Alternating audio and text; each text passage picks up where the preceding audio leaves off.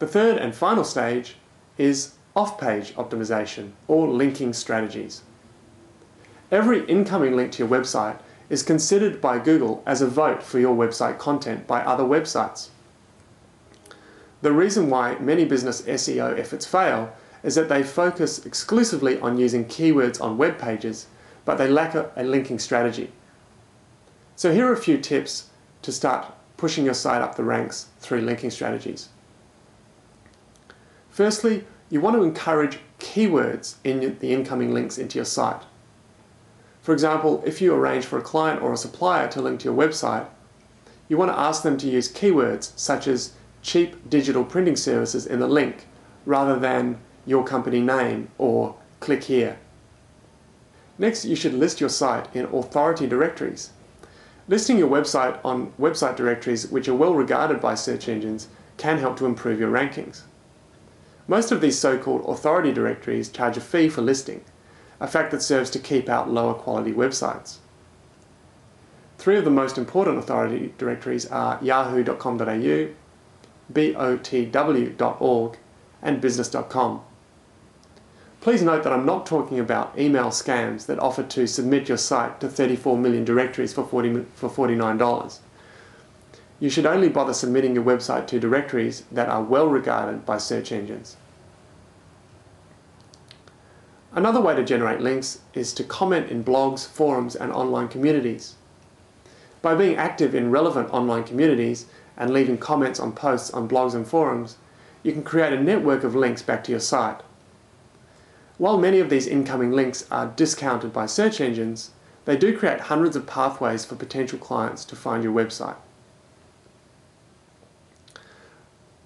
One of the questions I'm often asked is, should I do both pay-per-click advertising and search engine optimization, even though I'm already ranking well in the free search engines? Well, my answer to this is normally yes, for a couple of reasons. The first reason is that if you're doing pay-per-click at the same time as ranking well in free search engines, your website gets to occupy more spaces on the page of search engine results.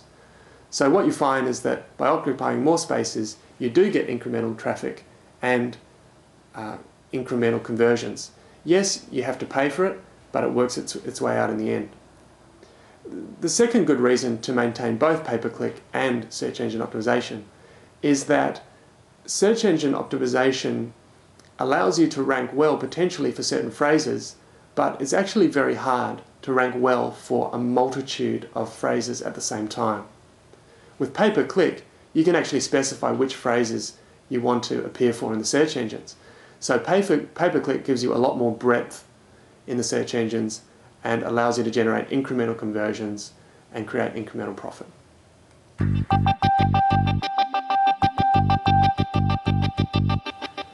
Okay, so that wraps up search engine optimization. Let's talk briefly about blogging.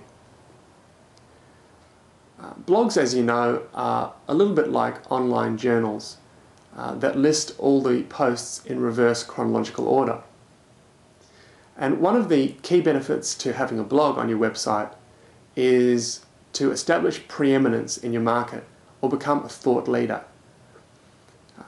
A lot of blogs have become prominent in their market, and many people in related areas or unrelated areas actually start linking into your blog and feeding off your information. So there's like a pyramid of people underneath you, all looking to you for guidance and thought leadership in a market. It can be extremely powerful, but it does require effort and a strategy and a long-term vision. A more tactical way, but also a really good way to use blogs, is for long-tail SEO. Long-tail SEO basically means search engine optimization that's based around a lot of more specific search terms that a lot of users are using.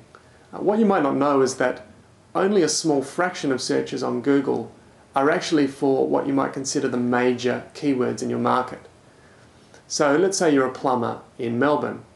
Yes, a lot of people are searching for plumbers Melbourne, and if I had to optimize that website, that's probably the keyword I would target first.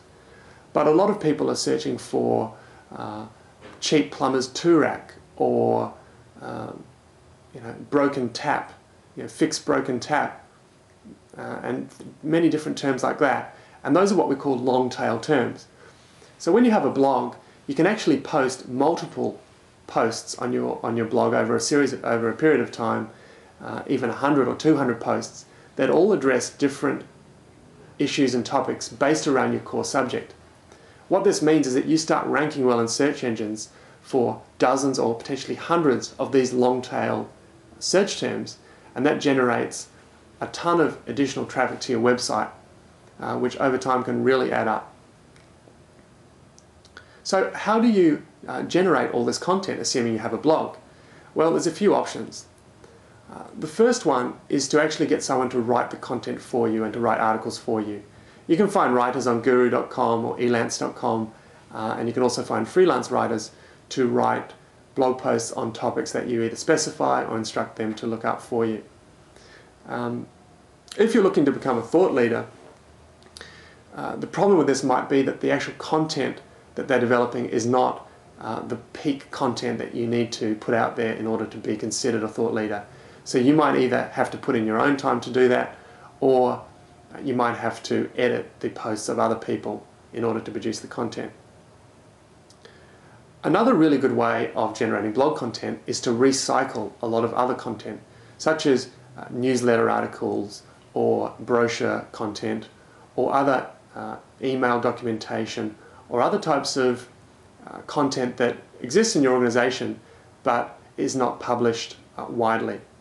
By doing this, basically you're leveraging existing content to reach a wider audience and basically get more bang for your buck from the content you've already generated. So that's blogging. Blogging can be very effective, but it also requires a long-term vision and sticking with it for a period of time. Some of the best resources on blogging can be located at becomeablogger.com, which is a series of how-to videos. It's pretty entry level, but it's very comprehensive on how to get started blogging. Another great resource is entrepreneurs-journey.com by Yarrow Starak. And Yarrow is one of Australia, if not the world's foremost experts on blogging as a business tool.